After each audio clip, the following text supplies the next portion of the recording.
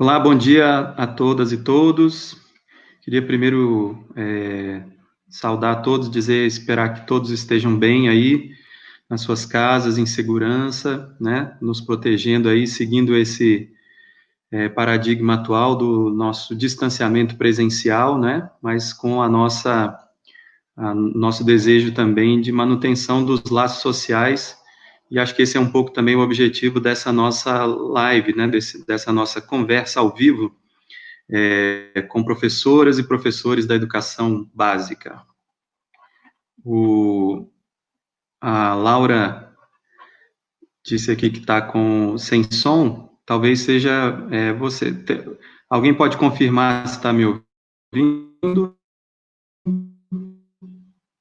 Confirma aí, por favor, sem som.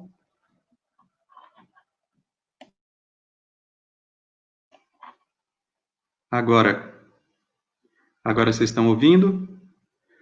Cléo Portugal falou que está ouvindo. Tudo bem? A Carla Guimarães também falou que está ouvindo bem. Também ouço, Ana Mello. Muito bom. Vamos testando aí, né, o começo da nossa conversa aí. O Moacir falou que tem som também. Muito bem, ótimo. Obrigado aí pelas confirmações. É importante porque a gente também está aprendendo a mexer nessas plataformas, né?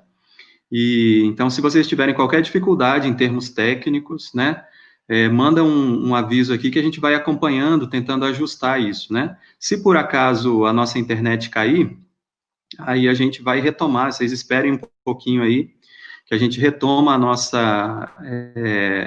nossa conversa, tá? A partir do momento que a gente tiver a internet. A internet tem oscilado bastante, né? Então, graças à sobrecarga, né, do momento aí, então a gente tem feito esses avisos aí no momento que a gente está começando, ok? Então, novamente queria ir dando as boas-vindas aí a quem está chegando. A nossa live começa às 10 horas, mas nós vamos aguardar um pouquinho a chegada de mais colegas aí, tá? Sempre tem um probleminha ou outro na hora da gente se conectar, né? E já respondendo a uma pergunta aqui do Venerson, sobre o link para inscrição, né? Essa live, depois a gente vai colocar o aviso aqui nos comentários, mas essa live, ela tem também uma certificação através de declaração que vai ser emitida pela Coordenação de Integração de Licenciaturas da UNB. E o link para essa inscrição vai ser disponibilizado aqui no nosso chat, no momento em que eu terminar a primeira parte da minha fala e a gente for caminhando para o debate, tá? Então, entre a minha fala e o debate, vai ser disponibilizado o link para vocês poderem acessar e fazer as inscrições de vocês para poderem fazer jus à declaração de participação, tá bem? E aí, qualquer dúvidazinha que vocês forem tendo nesse sentido, a gente pode... eu acho que sim, eu vou tirar essa dúvida aqui, mas eu acredito, Renata, Glória, que quem já fez a inscrição precisa fazer hoje de novo, porque eu acho que a inscrição é por evento, né? É por conversa que vocês forem assistindo, né? Eu acho que ela não é uma declaração global, tá? Então, acho que é importante vocês ficarem atentos aí. Então, ele deve ser disponibilizado quando a gente terminar, né? A nossa primeira parte aí, ele deve ser disponibilizado, e aí depois a gente vai colocando várias vezes para vocês poderem ir acompanhando, tá certo? Vou deixar ele disponível aqui na tela também, assim que a gente começar. Então, queria dar mais uma vez as boas-vindas a todos. O professor Marcos Maia entrou aqui, o pessoal do Guará, né, do CRE Guará, Elza de Alvarenga, sejam todos bem-vindas e bem-vindos aqui à nossa conversa sobre ensino de literatura na educação básica, tá certo? Bem-vindo, Danilo, né? Eu queria aproveitar também já nesses momentos iniciais para agradecer toda a equipe que está dando suporte aí para a gente nessa conversa, né? Especialmente a professora Viviane, do CRE do Plano Piloto, né? Toda a equipe da Coordenação de Integração de Licenciaturas da UNB, Danilo, Raquel, né, todo mundo que dá uma força lá na CIL para que todos esses eventos muito bons e muito dinâmicos aconteçam, né? Tem toda uma equipe que trabalha muito por trás para que isso aconteça. também a coordenadora da coordenação de integração de licenciaturas, que é a professora Heloísa, né? Sou suspeito e agradeço sempre a ela por essa oportunidade aqui, essa oportunidade que ela me deu de estar com vocês, e ela tem feito um excelente trabalho também à frente da CIL. E também esse projeto, o NB Mais Escola, é um projeto de extensão, né? Eu, além de professor do Instituto de Letras da Universidade de Brasília, eu sou diretor técnico de extensão, e então nós temos trabalhado também em conjunto, tentando fazer ações que estabeleçam o diálogo com a comunidade, né, com a sociedade como um todo, para que a gente possa, enfim, estreitar os laços da universidade com a comunidade, né. Então, nós continuamos aí, a UFRJ presente, Prof. Letras, a professora Lívia Alves, né? Nós estamos aguardando, então, mais um pouquinho, pediram para a gente aguardar, assim, até, tipo, 9h10, né, ou 10h10, mais ou menos, daqui uns 4, 5 minutinhos, a gente começa efetivamente a nossa conversa aqui. Tá certo? Bom, temos também a Raquel, né? A Raquel Maciel, da CILDEG, seja bem-vinda, Raquel. Vamos retomar aqui para quem está entrando agora, né? O link para as inscrições vai ser disponibilizado aqui no nosso chat a partir do momento que eu terminar a primeira parte da exposição, tá? E a gente for encaminhando aí a nossa conversa aí para o debate. Quem tiver perguntas, dúvidas, sugestões, né, que podem dividir aqui com a gente, por favor, use o nosso chat aqui, use os comentários para a gente poder interagir também, né, anotando aí as suas questões, depois a gente vai ter um tempinho para conversar mais livremente. A ideia é que a gente faça essa live dividida em 2 momentos, basicamente, né, um primeiro momento com uma exposição minha, e um segundo momento em que a gente possa dialogar, né. A Renata Glória perguntou aqui, ó, o senhor poderia falar sobre o curso de extensão? Eu não sei exatamente qual é o curso de extensão que você está falando, Renata, mas eu posso falar de fazer uma propaganda enquanto o pessoal está chegando aí, né? Eu tenho mantido um curso de extensão durante esse período do confinamento que se chama Literatura e Pensamento Crítico no Brasil. Como há uma limitação do número de presentes na plataforma, a gente abriu inscrições lá pelo sistema de extensão da Universidade de Brasília, mas essas vagas são limitadas, né? Foram 70 vagas abertas e as 70 vagas foram preenchidas. Então, a gente tomou a iniciativa de fazer a gravação das aulas e disponibilizar elas em formato de podcast, né? E aí você encontra esse podcast em várias plataformas. A ideia do curso Literatura e Pensamento Crítico no Brasil é ler um conjunto de obras da literatura brasileira nessa versão aí do curso. A ideia é ler livros do Machado de Assis, romances do Machado de Assis, Memorial de Ares, Esaú e Jacó, também do Darcy Ribeiro, que os 2 livros são O Mulo e Maíra, e, posteriormente, do Chico Buarque, 2 romances do Chico Buarque também, que são Leite Derramado e Essa Gente. Então, a ideia do curso é discutir um pouco essas obras, conversar um pouco sobre como essas obras se relacionam com o processo de formação nacional do Brasil, e, enfim, fazer perguntas, dialogar, etc. O podcast, ele vai contemplar também a leitura de alguns capítulos que a gente acha que são, assim, chaves dessas obras, né, e também a discussão de alguns conceitos críticos, embora não seja esse o objetivo do curso de extensão, trabalhar teoricamente, né, mas discutir alguns conceitos críticos relacionados aí à leitura que a gente está fazendo das obras, né. Então, quem quiser acompanhar, pode procurar Literatura e Pensamento Crítico no Brasil, no Spotify, ou então procurar pelo meu nome, vai aparecer lá o podcast, né, a série de podcasts relacionadas a isso, né. Nós temos aqui já quase 10h10, então nós vamos iniciar a nossa conversa, tá? Vou também dar as boas-vindas aqui à professora Heloísa Salles, nossa querida colega da Universidade de Brasília, do LIP, né? Colega aí já de muito tempo, de muitas lutas aí pela educação também. Bem-vinda, Heloísa, bem-vinda todas e todos. Vamos começar, então, a nossa conversa aqui. Eu vou deixar aqui um aviso para vocês, tá certo? no chat, que é relacionado a isso que eu falei lá no início, né? Que é aqueles que desejem se inscrever, por acaso, né, nessa atividade da CIL, do DEG, do Decanato de Extensão da Universidade de Brasília, acessam o link que vai aparecer quando eu terminar a minha apresentação inicial e a gente for para os comentários, tá certo? Então, agora são 10h10, a gente vai dar início, então, a essa nossa conversa sobre o ensino de literatura na educação básica, tá? Então, o título da nossa conversa é esse aqui, né?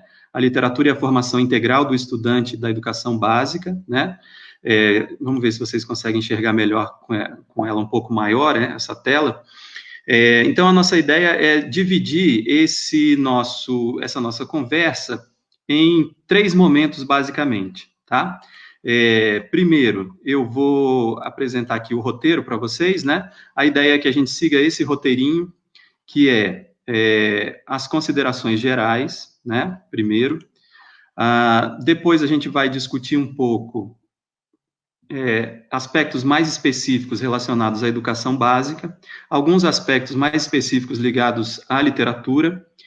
Depois a gente vai para algumas considerações metodológicas, né? E aí a gente parte para as perguntas. A ideia, se eu conseguir ser bem disciplinado aqui, a ideia é que a nossa conversa dure 30 minutos. Vou até botar o celular aqui para despertar, para a gente poder ter esse momento que é o mais rico, de fato, que é o momento em que a gente vai conversar, responder perguntas, né? Acatar sugestões, compartilhar sugestões com os colegas também, né? Que eu acho que tudo isso é muito importante, tá?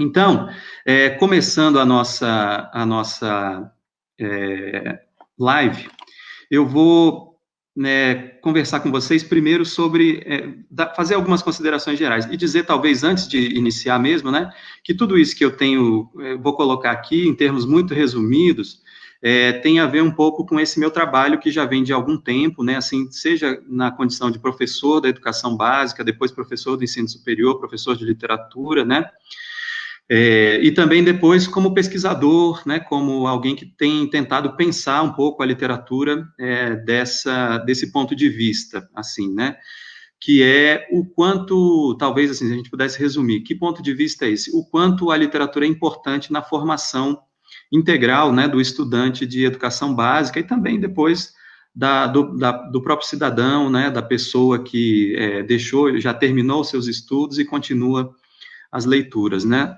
Então, eu vou fazer isso e dizer para vocês que isso é baseado também numa pesquisa que eu tenho feito, que resultou num primeiro livro, que é esse aqui, né, que é o Poesia na Sala de Aula, que foi editado em 2017 pela editora Pontes, né?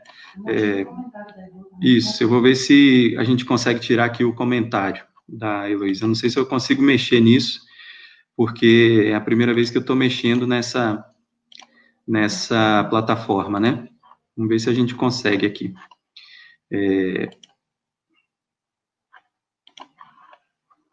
Não estou conseguindo, não.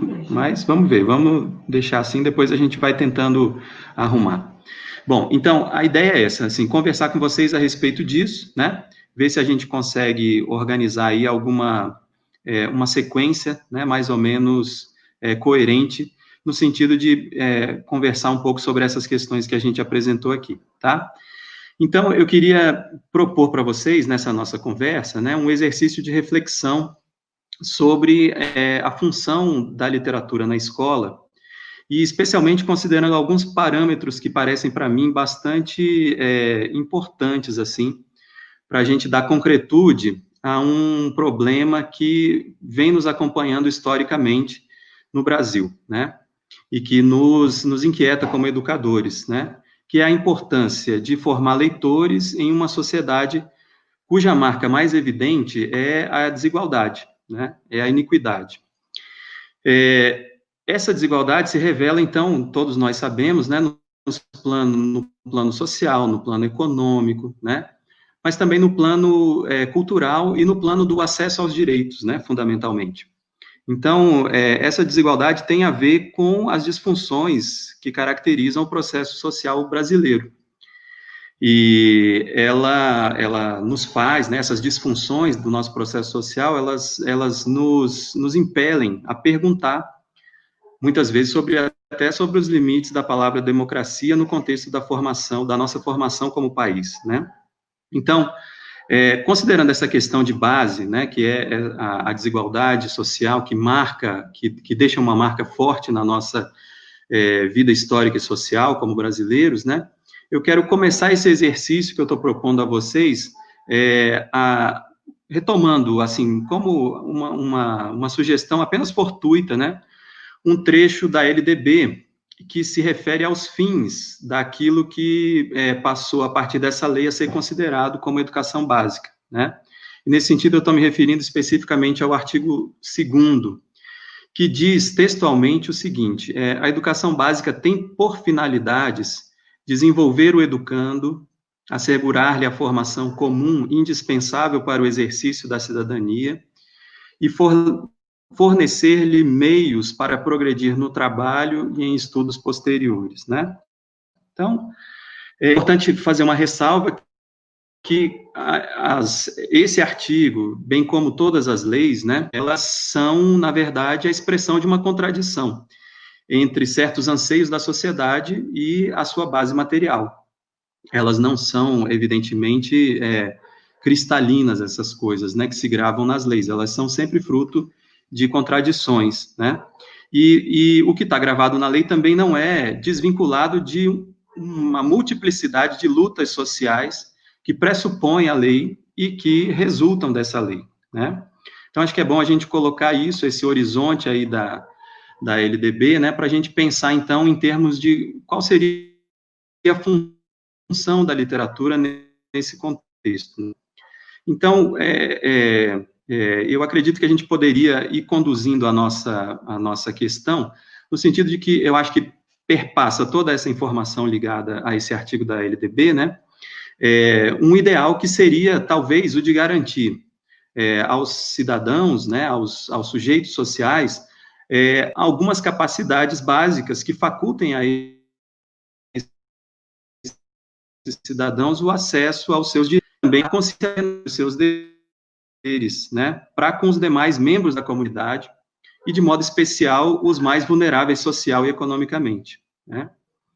Então, feito esse breve preâmbulo, assim, que eu acho que é importante a gente sempre colocar as coisas no contexto sobre o qual a gente está conversando, né, eu proporia uma pergunta para guiar aqui a nossa discussão, que seria, considerando isso, né, essas finalidades, né, considerando essa finalidade que está prevista aí, qual seria, então, por exemplo, o papel das artes em geral e da literatura em específico, na consumação dessa finalidade, ou talvez até, por que não, no ultrapassamento dessa finalidade, né, ou da colocação de um outro horizonte de finalidades em relação a isso que está expresso na LDB, né. Eu queria começar, então, a resposta a essa pergunta, lembrando que quando se trabalham com processos criativos de transfiguração do mundo, né, que são as artes, né, as artes lidam com certas dimensões da vida humana que tem a ver com a integralidade da nossa personalidade. E isso tem características especiais porque elas mobilizam conhecimentos, afetos, memórias, sensações estéticas, por exemplo, propriamente estéticas, que também fazem parte da integralidade humana, como, por exemplo, o ritmo, a harmonia, né, e assim por diante. Entre as artes, considerando isso em primeiro lugar, entre as artes, a literatura se destaca por uma peculiaridade sua. Que elemento peculiar é esse da literatura? É a sua matéria-prima, ou seja, o material expressivo com que o artista trabalha. O material expressivo com que o artista trabalha, no caso da literatura, é a palavra, ou, se a gente quiser colocar em outros termos, a língua, a linguagem, né? Que, afinal de contas, é alguma coisa que nos define como seres humanos e como seres sociais, né? Nos define biologicamente e socialmente. Então, essa é uma peculiaridade que precisa ser levada em consideração quando se pensa na arte literária, ou no texto artístico, no texto literário levado à sala de aula. Quando a gente observa essa matéria-prima, parece ser também inescapável considerar o seu caráter histórico, social, político, ideológico, também em sentido amplo da literatura, né? Eu acho que valeria a pena a gente considerar isso, porque quando o poeta, ou escritor, a escritora, né, trabalha, opera criativamente com esse material, que é a palavra, que é a linguagem, que é a língua, que é também histórica e socialmente constituído, né, ele está entrando num terreno ideológico por excelência, né, no terreno onde a gente pode se contemplar, tá certo, de uma maneira que a gente pode considerar, assim, a altura das contradições da vida, e não aderente às mistificações da vida. Acho que isso é uma coisa muito importante de se levar em consideração quando a gente pensa na importância de os estudantes, mesmo os mais jovens, né, se abraçarem, né, a leitura literária em momentos da sua formação dentro da escola, né. Então, aperfeiçoando um pouco isso, né, eu gostaria de retomar com vocês aqui uma definição que me parece que é, assim, bastante completa e é suficientemente indicativa da capacidade que a literatura tem de dar integridade à nossa personalidade. E também indicativa da necessidade que nós temos, todos nós, da palavra poética, sob pena de nós mutilarmos a nossa própria humanidade. E quando a gente está falando aqui de palavra poética, a gente não está falando especificamente do poema escrito no livro, ou do romance, ou da peça de teatro shakespeariana, ou da epopeia. A gente está falando de tudo que envolve trabalho criativo com a palavra e que pode estar disponível numa anedota, num xiste, em outras formas de cultura popular também. A gente está trabalhando aqui com uma noção bastante ampla do que seja a literatura, né? Então, essa definição ajuda a gente a compreender melhor, então, por que a literatura seria um direito. E ser um direito especial nesse sentido, porque ele é mediação para outros direitos, mediação para o acesso a outros direitos. Então, se a gente considera a educação básica como um processo formativo do sujeito social que acessa, reivindica e luta pela ampliação dos seus direitos, né, e que também é consciente dos seus deveres, parece haver aí um papel interessante, pelo menos, para a literatura como direito dos estudantes que estão em formação na educação básica. Tudo isso que eu estou falando não é, evidentemente, nada novo, né, mas se encontra muito melhor cristalizado e muito melhor discutido num texto clássico do professor Antônio Cândido, que se chama Direito à Literatura. E é exatamente desse texto que eu gostaria de trazer para vocês uma definição de literatura que possa nos ajudar um pouco nessa reflexão, e que eu tenho usado sempre nas palestras, nos artigos que eu tenho escrito, nas aulas, né, para tentar fazer com que os estudantes pensem em como levar isso para a sala de aula, né. Então, o Antônio Cândido diz o seguinte: a literatura, ela vou falar livremente aqui, né, não citar necessariamente textualmente só, mas a literatura, primeiro, o Antônio Cândido diz que ela tem um papel contraditório e humanizador, e diz também que esse papel humanizador se deve a essa sua capacidade de absorver as contradições do movimento da vida, né? Depois a gente pode falar melhor um pouco sobre o que seria isso. Mas aí o Antônio Cândido, a partir dessa constatação, divide a ideia de forma literária ou função literária em 3 faces. A primeira, o Antônio Cândido considera a literatura, em primeiro lugar, o processo de construção de objetos autônomos em termos de estrutura e significado, quer dizer, um poema é relativamente autônomo, e autonomia todos sabem, um conceito sempre relativo, ele precisa disso, a autonomia sempre é relativa a algo, né? Então, ela é uma construção de objetos autônomos como estrutura e significado, ela é uma forma de expressão, ou seja, ela veicula e manifesta emoções, a visão de mundo dos indivíduos e dos grupos sociais, né, e assim por diante. Ela ou das classes sociais, né, ela é também, a literatura, uma forma de conhecimento. Muitas vezes até por meio de uma forma meio difusa e inconsciente. Quer dizer que o tipo de conhecimento que a gente apreende da realidade através do texto literário, e aí através mesmo, penetrando nele, na sua autonomia, considerando a expressão que ele traz para a gente de visão de mundo e etc. e tal, né?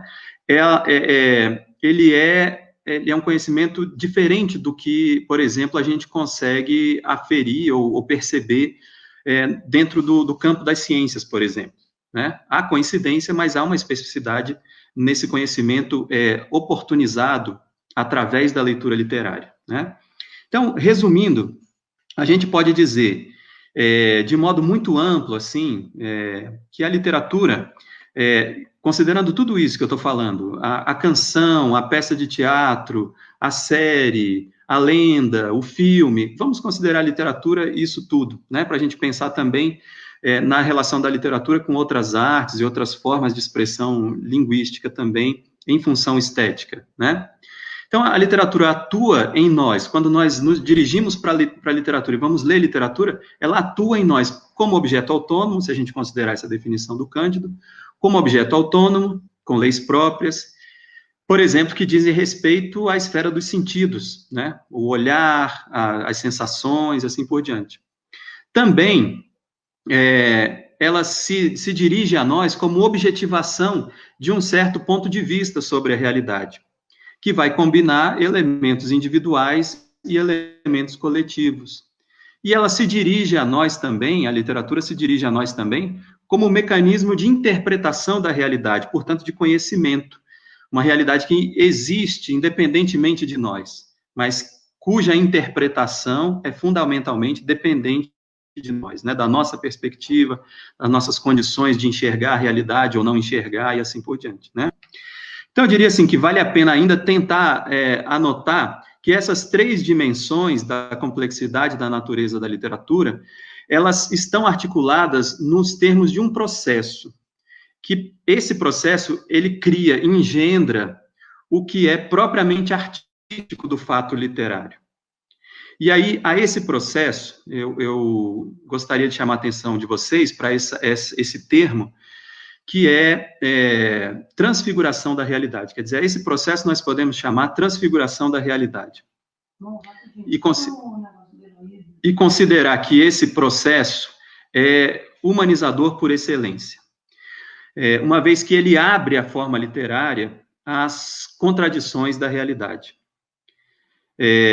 Isso quer dizer, então, que a literatura mantém com a realidade, seja considerada em termos individuais, seja considerada em termos coletivos, uma relação de relativa autonomia e presentifica, quando cada um de nós está diante do texto, uma relação dialética entre a obra e o mundo fora da obra, que, de maneira alguma, exclui as contradições formadoras do movimento dinâmico da realidade.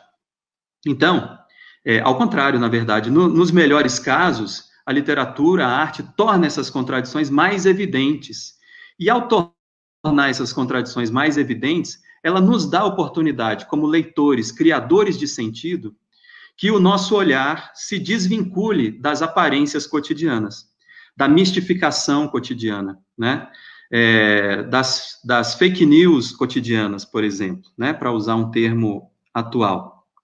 Então, nos termos que a gente vem apontando, né, que eu tentei apontar aqui nessa fala, cabe perguntar, então, sobre o que seria, afinal, ler literariamente. Então, a partir dos pressupostos que a gente apresentou, eu poderia dizer que ler literariamente em primeiro lugar, considerar essa essência dialética do fato literário, que impele o leitor a atentar para os fatos internos da obra, a maneira como um romance é organizado, a disposição dos capítulos, o tempo narrativo, por exemplo, a disposição das estrofes ou o ritmo num poema, assim por diante, né?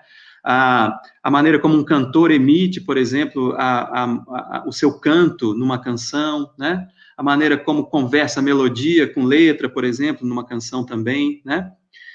Então, isso essa essência dialética nos impele a atentar para fatos internos da obra como fatos de um mundo exterior que foi transfigurado, né? Que esse processo de transfiguração é o trabalho do poeta, né? Então é importante considerar isso, é o trabalho do poeta. O poeta é um trabalhador também. O escritor é um trabalhador, o ator é um trabalhador, não é? E isso é importante a gente ver porque as grandes criações da humanidade, nesses termos, são obra de muito trabalho, né? E um trabalho que se apoia também nos predecessores, ninguém inventa a roda, né? A história é um processo contínuo e assim também é a história da arte, né? Então, se estabelece, nesse caso, uma conexão entre dois polos. Portanto, se a gente pensa no trabalho do autor e agora no trabalho do leitor, né, ou da leitora. O primeiro polo, então, que se estabelece nessa relação transfiguradora, que é colocada como fato essencial da forma literária, né, a gente pode dizer que se completa e se fecha, o fato literário só se fecha com o polo do leitor, né? Nesse sentido, então, poderíamos dizer que ler literatura, segundo a gente pode depreender do que fomos tentando construir até aqui nessa nossa conversa, né? É uma atividade. Ler literatura é uma atividade. É um exercício ativo de interrogação sobre os sentidos do mundo, a partir do sentido da obra, a partir do sentido que se atribui ativamente à obra também. Então, não seria demais, talvez, nós inferirmos que ler é uma atividade crítica, essencialmente, porque ela é a tentativa de construir interpretações que, para funcionarem, precisam ser progressivamente mais complexas da realidade, né? Vocês que são leitores literários certamente vão poder confirmar isso que eu digo, porque uma das características do leitor literário é a releitura, né? Os apaixonados pelos livros leem muitas vezes os livros mais de uma vez. Os apaixonados pelos filmes veem muitas vezes os filmes mais de uma vez. No teatro acontece a mesma coisa, assim por diante, né? Os poemas são lidos e relidos, e cada vez que você lê, parece que um sentido novo aparece por ali, né? Então, essa atividade de criação de sentido, então, quando ela é bem conduzida nesse contexto específico que a gente está colocando aqui, que é o contexto da educação básica, é capaz de fazer com que a sala de aula se torne, né, ou se, de alguma maneira, se alimente, né, desse desejo de essa sala de aula também ser um espaço da conquista de um primeiro direito que está vinculado ao processo de ensino e aprendizagem, que se deseje, que se pretenda efetivamente emancipador. E que direito é esse direito primeiro? É o direito que os estudantes têm à descoberta, o direito que os estudantes têm à construção de sentido, o direito que os estudantes têm à descoberta do mundo e do texto, né? Esse direito, então, que é fruto de uma busca, de uma atividade, de algo que é processual e depende da atividade do estudante, né, retira esses estudantes da condição passiva, que na nossa sociedade, na sociedade capitalista que a gente vive, né, encontra o seu paradigma perfeito, né, na figura boçal desumanizada do consumidor, por exemplo.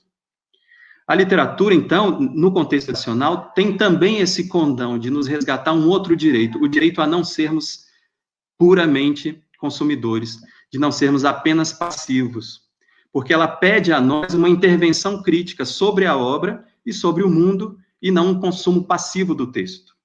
Eu diria que essa é a coisa essencial que o professor de literatura poderia ensinar aos seus estudantes, e isso não tem idade, isso pode ser feito desde a mais tenra infância até o ensino médio, o ensino superior, assim por diante. Então, essa seria, por exemplo, uma das importâncias da leitura literária na educação básica. E a gente poderia finalizar essas considerações gerais que eu estou fazendo aqui de maneira muito ampla, exercitando a provocação aí a vocês, né?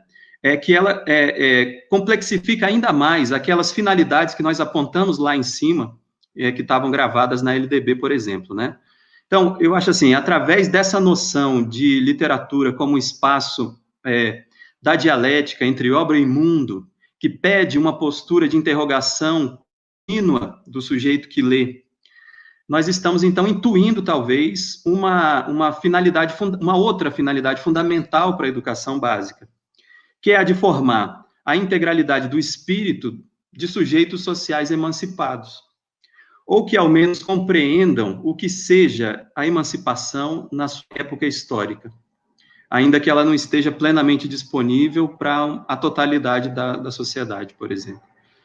Então, nesse sentido, esses sujeitos emancipados, né, sob esse ponto de vista, ao meu modo de ver, seriam aqueles que, através da cultura, e aí sem distinção sobre ela ser alta ou baixa, o que quer dizer que essas distinções são pouco úteis quando a gente está trabalhando de uma maneira séria com a cultura, né?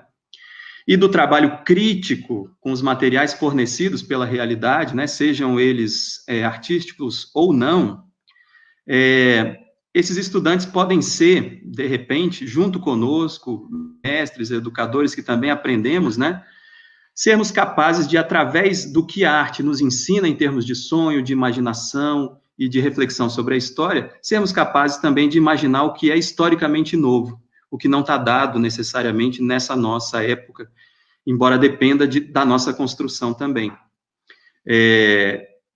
Será possível, por exemplo, aos estudantes compreender que o futuro não necessariamente está dado, mas ele está sempre em disputa. Como estão em disputa, por exemplo, os sentidos de um poema. Como numa sala de aula, democraticamente, se pode discutir sobre interpretações a partir, às vezes, de um verso. E a gente ter, às vezes, 40, 50, 60 interpretações diferentes, porque essas são possibilidades de futuro para aquele poema.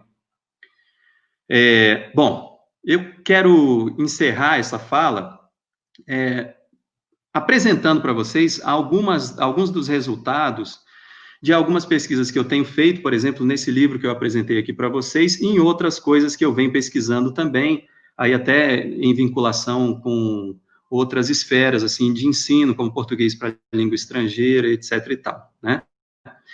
Mas são alguns elementos metodológicos que eu acho que são essenciais para a gente ver se consegue ser coerente com tudo isso, que quer dizer, que pelo menos eu me coloco esse desafio de ser coerente dentro da sala de aula e na prática, com todo esse aparato que a gente apresentou aqui como reflexões gerais, né?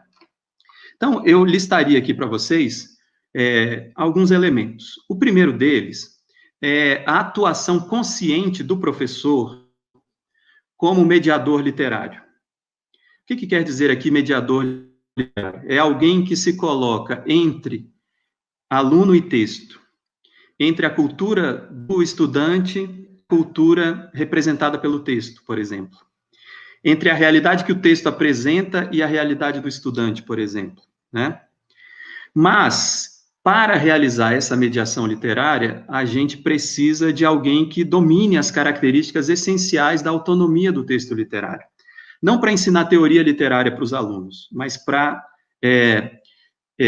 de alguma forma, fazer atento o olhar deles para as questões que dizem respeito à organização própria do texto literário, né?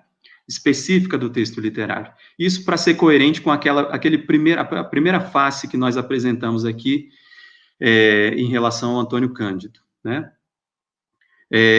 Também, eu acho que é um elemento metodológico importante que o professor, a professora, esteja consciente da necessidade de se estabelecer um planejamento rigoroso de leituras, com base naquilo que eu tenho chamado de repertório.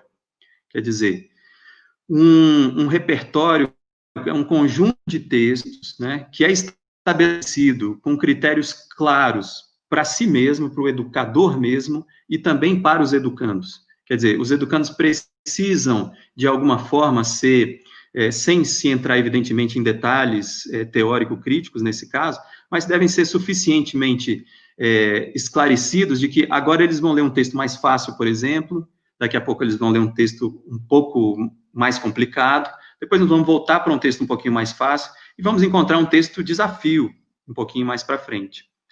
Então, quer dizer, esse planejamento de leituras ao longo de uma unidade, ao longo do ano, ao longo de, enfim, um semestre, de uma disciplina, qualquer que seja a unidade que esteja se colocando aí, precisa ser feita com método, e eu acho que considerando isso. Por quê? Porque a finalidade da mediação literária, afinal de contas, é ampliar o repertório dos estudantes, dos educandos. Fazê-los leitores nesse sentido de que eles têm um repertório mais amplo em termos de gêneros, tipos, formas, etc. e tal, né?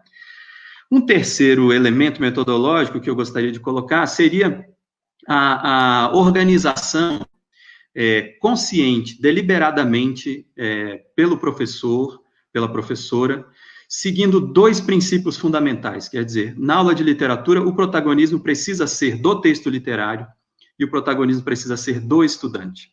Criar estratégias de ensino-aprendizagem dentro da sala de aula que favoreçam esse protagonismo do texto literário e o protagonismo do estudante, né? E, por fim, um quarto elemento metodológico seria o estímulo à leitura literária como construção de sentido, essa construção de sentido que a gente disse aqui, que invoca essa dialética entre texto e mundo, né?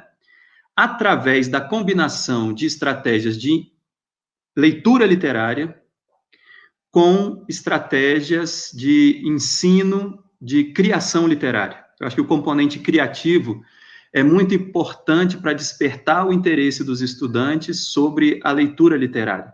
Quer dizer, se sentir capaz de produzir alguma coisa é um estímulo para ver e para a curiosidade de conhecer como outros também compõem, né? Então, nisso, meu tempo acabou aqui, mas eu estou finalizando também, estou seguindo bem o meu roteiro aqui.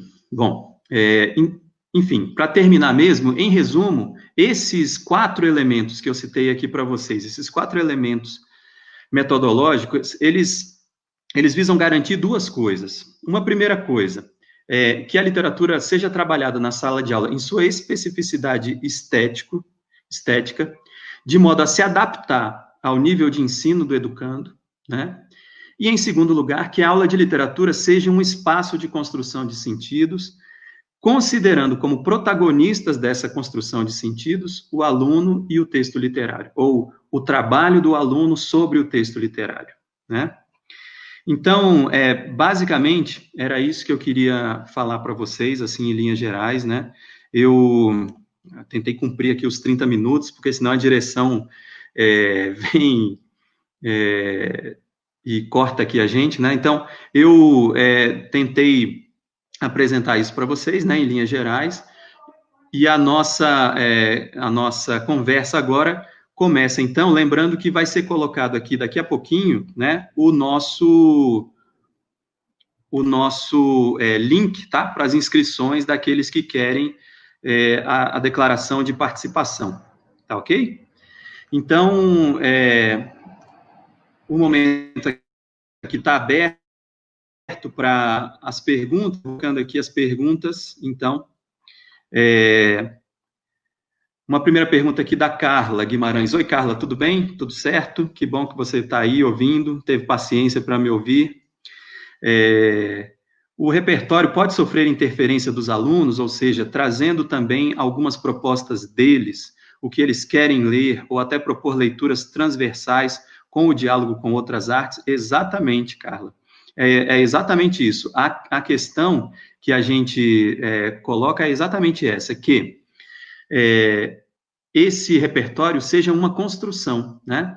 E, assim, que os estudantes estejam conscientes de como eles estão colaborando para isso. Porque eu acho que e aí é uma questão de o professor estar atento para a relação interpessoal, né, com os seus estudantes e tal, criar esse clima de confiança na sala de aula e dizer assim, olha, nós respeitamos o que você trouxe aqui para a gente, mas a gente não vai ficar só nisso, porque a ideia de repertório é exatamente essa, que a gente avance, tanto eu como professor, ou você, né, no caso aí como professora de uma turma, avance no sentido daquilo que você não conhece, ou não é do seu hábito cultural e tal, também que o estudante possa estar aberto para conhecer aquilo que você também vai colocar ali nesse jogo, né? Então, essa definição do repertório, né, que é esse corpus, que é esse conjunto de leituras, eu acredito que ela se enriquece muito quando há essa oportunidade de trazer isso para os alunos. Isso pode ser feito de várias maneiras. Num ano, por exemplo, que eu dava aula no terceiro ano do ensino médio, a preocupação do terceiro ano do ensino médio, por exemplo, é o vestibular, né? Sempre é PAS, vestibular e tal. Na época que eu estava começando a dar aula no ensino básico, uma preocupação era o PAS, né? Então, eles me perguntavam muito sobre isso, eu disse assim, olha, isso a gente vai ver e tal, mas eu queria propor para vocês uma outra coisa. Uma parte da nossa avaliação vai ser o seguinte, nos 5, 10 primeiros minutos de cada aula, vocês vão trazer aqui uma canção de que vocês gostam e vão apresentar para a gente, pode ser em dupla, individualmente, essa vai ser uma parte da nossa avaliação. Apresenta e comenta. Então, a ideia era o quê? Era que eles apresentassem essas canções. Aí, pode ser qualquer coisa? Pode, não tem problema, qualquer coisa. Mas você não vai limitar nada? Não, nada, não tem problema, pode trazer o que você quiser, o que você gosta, o que você não gosta, o que você acha que eu vou gostar, que aparece muito isso, né? Vou levar que o professor gosta, né? Então, ele acha que eu gosto de Chico Buarque, vai levar Chico Buarque. Mas a ideia era essa, deixá-los livres para escolher. No meio, uns engraçadinhos que vão apresentar coisa engraçada, você ri quando é engraçado, tenta coordenar a coisa, é uma questão de você criar um pacto democrático com eles, né? Mas foi um sucesso bem legal, por quê? E foi uma turma de experiência isso, eu não fiz com todas as turmas, para poder medir exatamente, né, para ter um grupo de controle, mais ou menos assim. E foi muito legal isso, porque esses alunos, no geral, se envolveram bem mais com a matéria, com a disciplina, leram mais textos. E aí o desafio qual era? Aí o desafio era para mim, porque aí eu falava para eles, olha, vocês vão trazer essas canções e eu vou tentar relacionar com o tema da aula de hoje, de alguma forma. Então, às vezes eu suava para fazer alguma relação, mas às vezes era uma questão de ritmo, às vezes era uma questão de gênero literário, às vezes era uma questão de tema, às vezes da figuração do personagem, às vezes da organização de tempo, enfim. E aí eu pegava a partir daí e é claro que a turma ia com muito mais interesse para o texto que eu ia ler junto com eles e fazer a relação com aquilo que já tinha sido trazido pelos estudantes, né? Então, eu acho muito, muito legal, assim, né, essa sua sugestão, e acho que a gente pode pensar, sim, nessa construção, acho que ela deve ser levada em consideração, né? Vamos ver aqui se eu consigo achar uma outra questão. A direção está me falando aqui que mandou por zap, só que o meu zap está desligado aqui no modo avião. Mas eu vou tentar mais uma aqui, do Peterson Santos. As interpretações em teatro e dança oferecidas aos estudantes da educação especial podem favorecer essa condição do professor mediador literário. Entendo que o professor faz uma interpretação pessoal da obra e a apresenta ao aluno. Toda a interpretação é pessoal, não existe interpretação objetiva. Aliás, nesses últimos dias apareceu essa novidade aí de existir uma técnica sem ideologia, né? Nunca vi isso em lugar nenhum do mundo. Não existe nada neutro, tudo é imantado por ideologia e tem perspectiva de intervenção social de alguma maneira, impacto social de alguma maneira.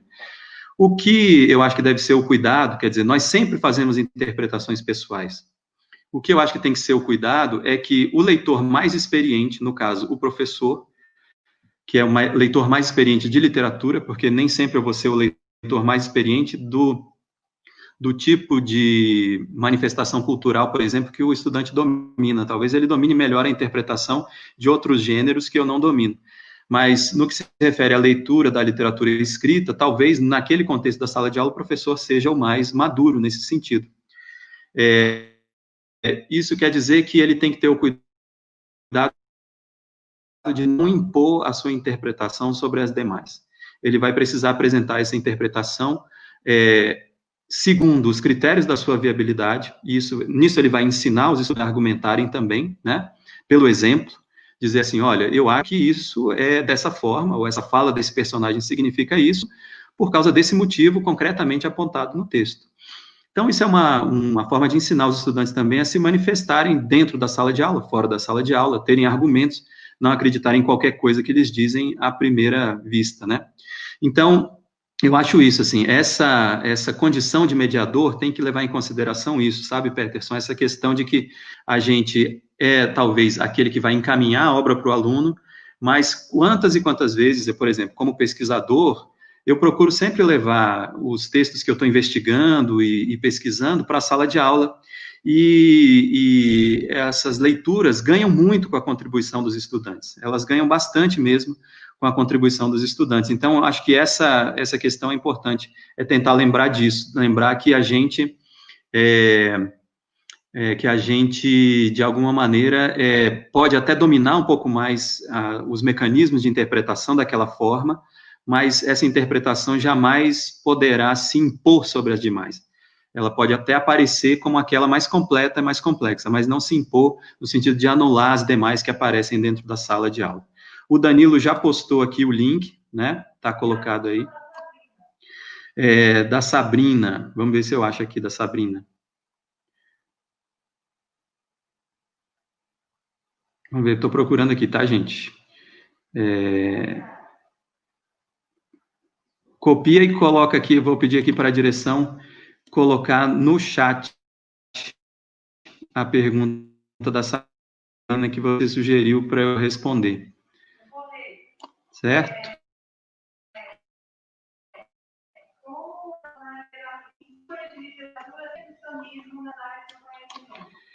Relacionar ensino de língua e literatura. Não apareceu aqui no chat. A pergunta da Sabrina é essa. É bom para a gente compartilhar aqui com os outros, para eles saberem o que a gente está... Então, eu vou mostrar aqui do Eduardo, enquanto tentam colocar aqui a da Sabrina para nós. Eduardo Lima. Quando os alunos, infelizmente, não têm um nível de leitura desejado para o estabelecimento dos diálogos com as obras literárias, quais estratégias podemos considerar? Veja, existe sempre eu acho que, aliás, a riqueza da literatura é exatamente essa, né? Eu, por exemplo, agora, exatamente nessa semana, eu estou numa leitura, refazendo uma leitura do romance Maíra, do Darcy Ribeiro. E me espanto muito, por exemplo, com o nível de leitura que eu tinha na primeira leitura de Maíra, de Darcy Ribeiro. Então, quer dizer, hoje a minha leitura é bastante mais complexa. Se eu voltar, talvez, a ler Maíra daqui a 10 anos, eu vou me surpreender com ela novamente, né, com esse livro novamente, porque essa é uma capacidade das obras literárias, né. O professor, como mediador, eu acho que tem que procurar exatamente estabelecer esses caminhos, o leitor mais experiente, tentar perceber o que é essencial naquelas obras, que pode ser acessado pelos estudantes naquele momento, naquela sala de aula, considerando aquela realidade da sala de aula. Então, o leitor, e para isso, eu acho que uma questão fundamental é a gente não se preocupar tanto com o nível de leitura dos alunos, mas com o nosso nível de leitura. O quanto nós somos leitores literários, honestos o bastante para considerar que os estudantes estão em processo de aprendizagem, estão começando a ler, e podem, às vezes, fazer a leitura de um parágrafo, não de um conto inteiro, podem fazer, às vezes, a leitura de uma estrofe, não de um poema inteiro, né? E eu acho que essa é a questão. Não é porque se leu uma parte do texto, necessariamente, que se amputou a força da leitura literária. Eu gosto de lembrar sempre aos meus estudantes também que Mimesis, do Erich Auerbach, é um dos maiores compêndios, né? uma das maiores obras críticas da literatura brasileira, da literatura universal, e foi escrita por Auerbach no exílio a partir de excertos de textos, de trechos de texto. Então, nem sempre o nosso estudante precisa ler um romance inteiro do Machado de Assis para ser um leitor literário. Ele pode começar lendo pequenos trechos, pode começar, e aí, junto com o professor, né? Eu acho que, fundamentalmente, é isso. Como é que a gente faz para que esses alunos consigam alcançar um nível desejado? Jamais deixando que eles façam as leituras sozinhos, mas que eles percebam que eles têm autonomia na construção do sentido, que o sentido que eles estão construindo é respeitado por nós, né? Nesse sentido. Essa enfim, e aí existem várias técnicas, né? A gente está falando aqui em termos de princípios, né? A professora Ivana Quintão, por exemplo, deu uma excelente sugestão, vou mostrar aqui. Eduardo, sugira o trabalho, vamos ver aqui. Sugira o trabalho com pré-leitura, no qual os alunos são preparados para o encontro com o texto. Enfim, há várias técnicas, né, como essa também essencial aí que a professora Ivana, né, nos apresentou aqui, né. O Paulo Maia, aqui dizendo que está complementando a pergunta da Sabina. Vou beber uma aguinha aqui. Paulo Maia, querido amigo, que bom que você está por aí.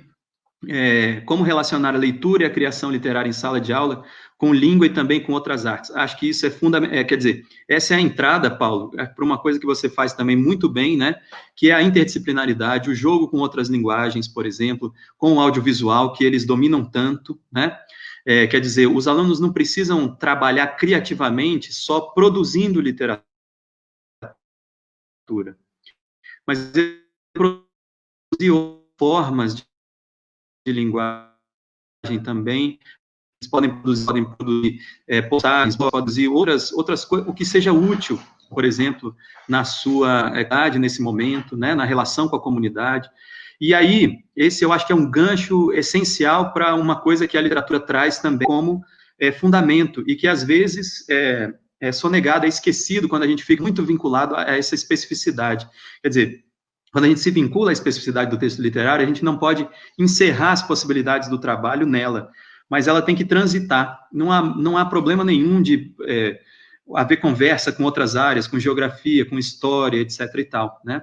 Mas eu acho que o fundamento é esse, quer dizer, essa proposta que eu faço como algo integrante, algo que integra a metodologia, assim, muito desejável para o trabalho com a literatura em sala de aula, é exatamente isso, apostar na capacidade criativa e produtora de sentido socialmente relevante pelos alunos, socialmente relevante, isso é que eu acho importante.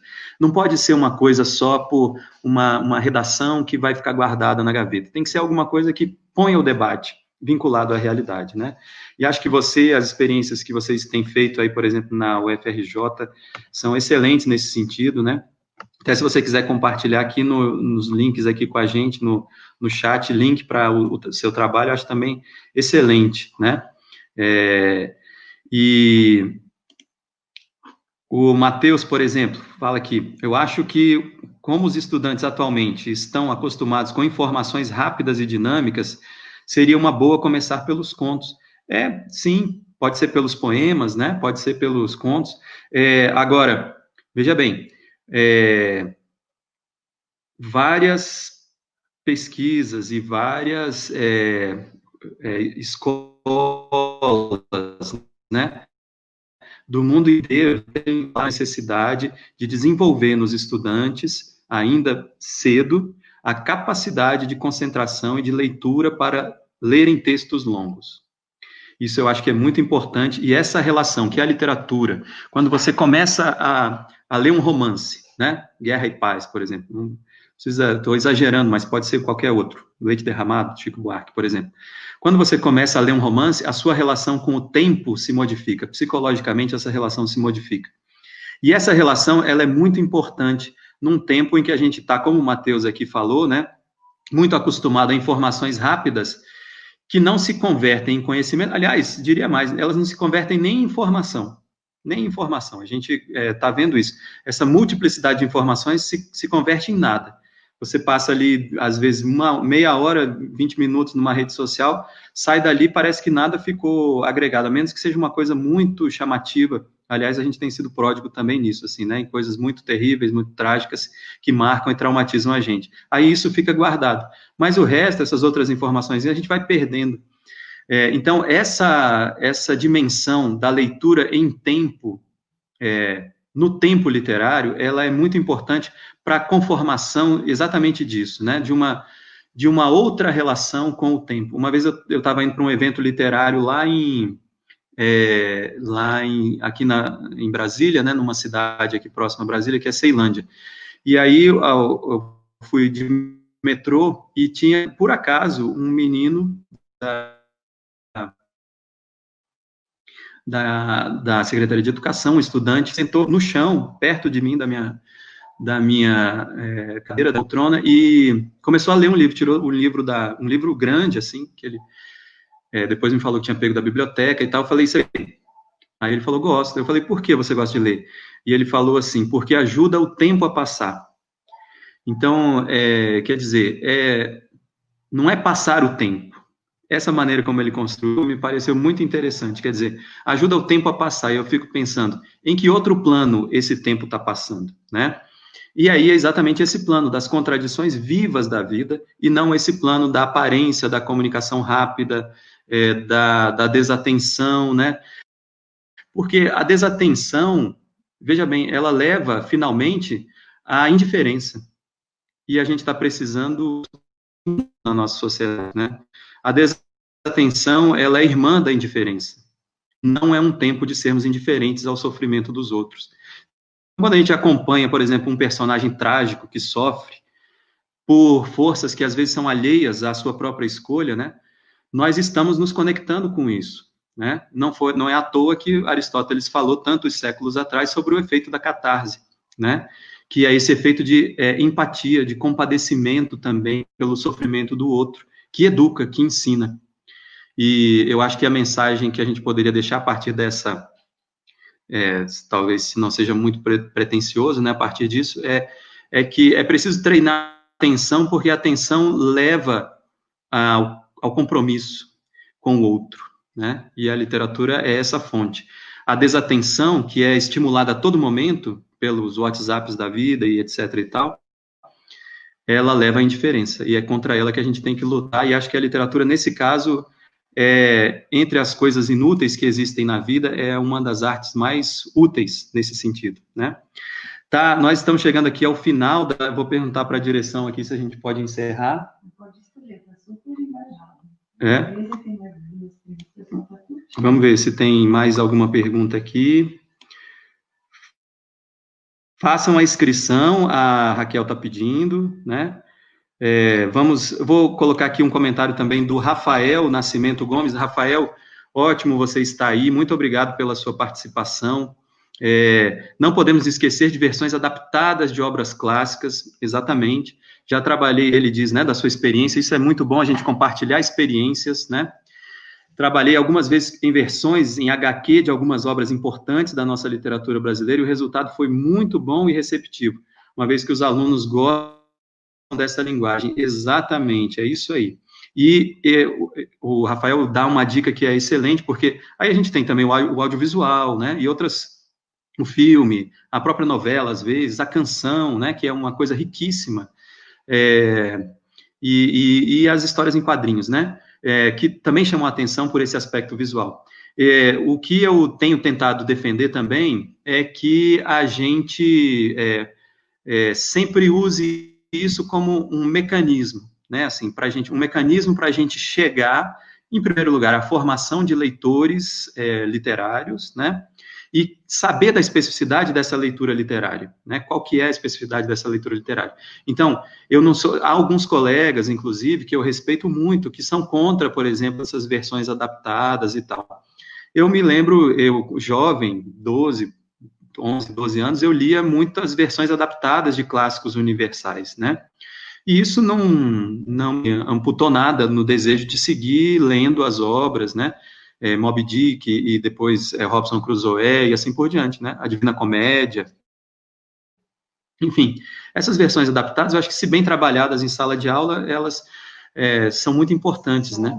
Eu acho que a gente só não pode parar nisso, né? A gente tem que ir para além disso sempre, né? Provocar os estudantes e nós mesmos a irmos para além. Porque eu acho que esse compromisso com o aumento do repertório, eu acho que é fundamental, né? Uma coisa que eu também digo no meu livro, que acho que valeria a pena falar aqui, é que eu acho que o lugar da literatura é na escola. A pergunta do Rafael me lembrou disso.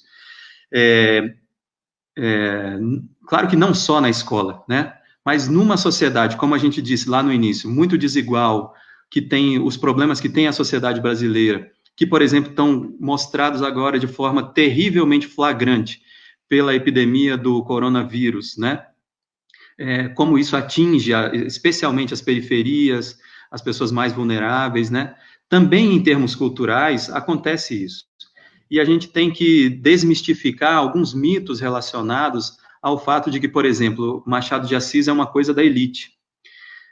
Machado de Assis é um bem do povo brasileiro. Ele, por enquanto, numa sociedade iníqua, ele está apropriado pela elite.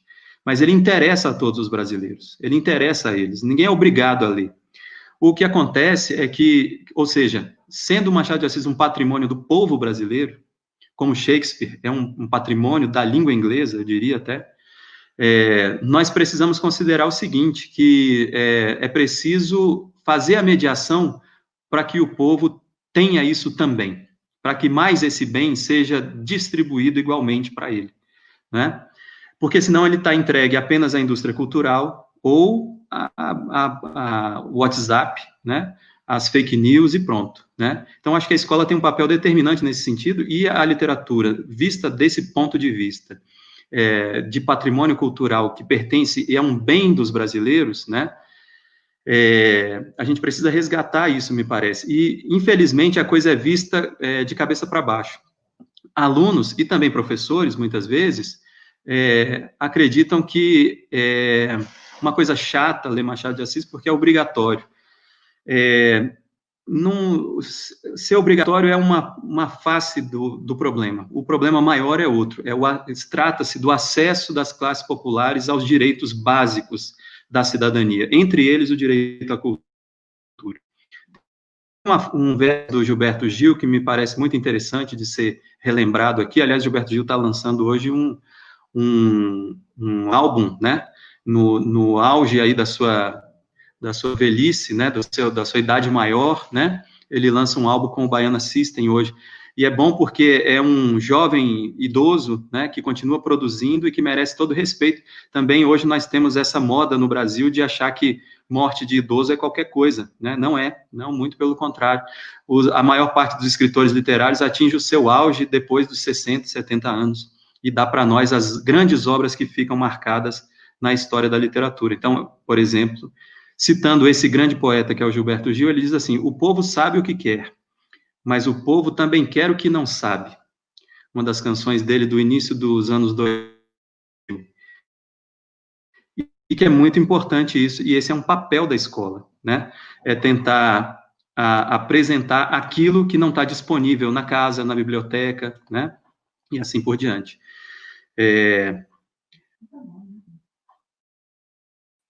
Isso, o pessoal está falando que nós já vamos para 11h10, né? Vamos chegar a 1 hora aqui. Eu vou ler mais um, então.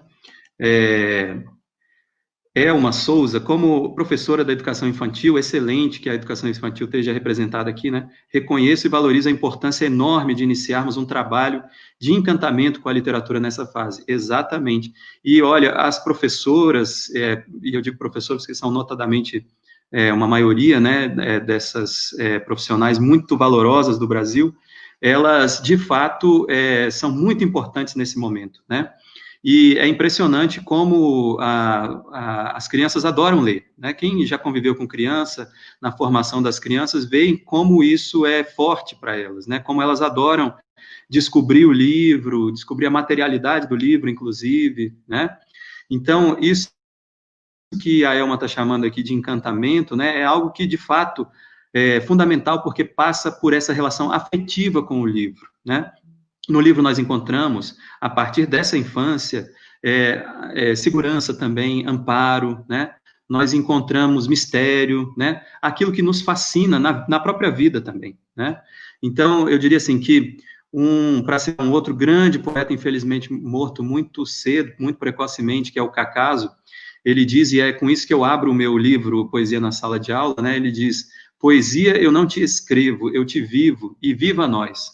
Quer dizer, é um pequeno poema dele que se chama Na Corda Bamba, dedicado ao querido Chico Alvim, que é um grande poeta brasileiro também, talvez um dos maiores, né? Então, o Cacaso aí diz da indissociabilidade entre arte e vida.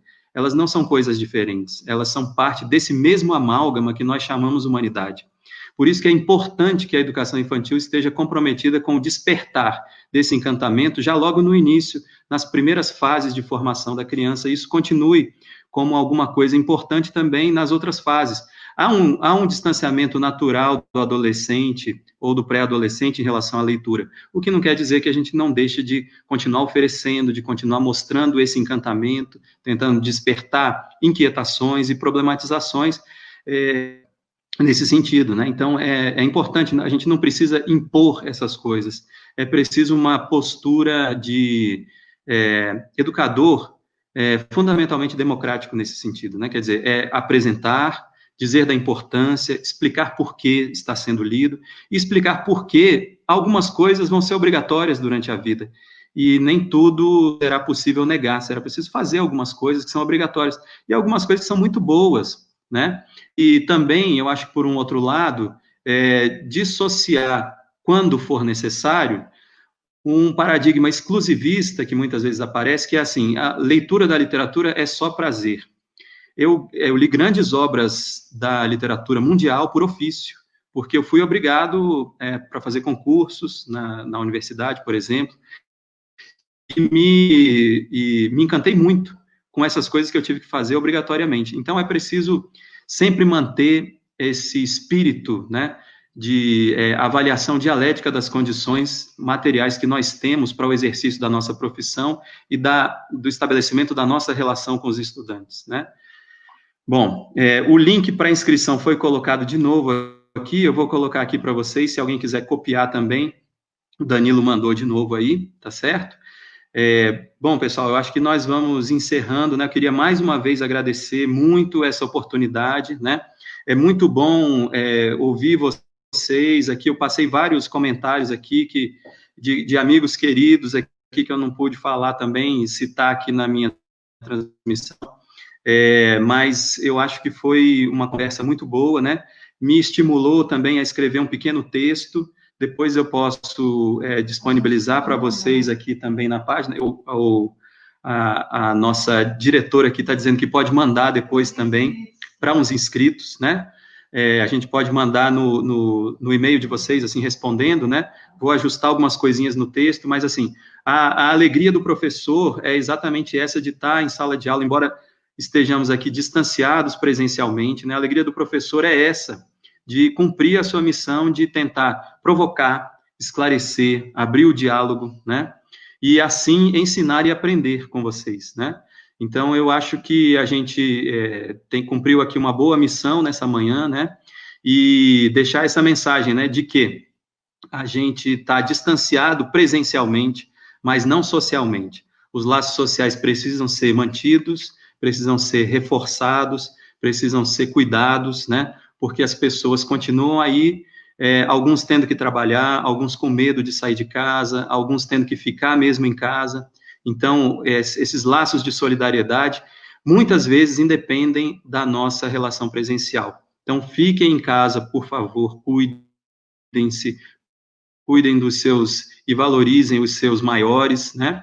Valorizem as suas crianças também, que vão ser o futuro, expliquem para elas essa situação que a gente está vivendo da melhor maneira possível, né? Porque é nosso dever também como educadores e como pais e como sujeitos sociais comprometidos, tá certo? Então, muito obrigado a todas e todos, a gente mantém contato também por aí, aqui nessa página que vocês assistiram isso, vocês encontram algumas postagens minhas, né? E também algumas coisas relacionadas a ensino de literatura, etc. e tal, tá bom? Espero não ter aporrinhado muito vocês, nos falamos, nos vemos por aí. Tchau, tchau. Obrigado.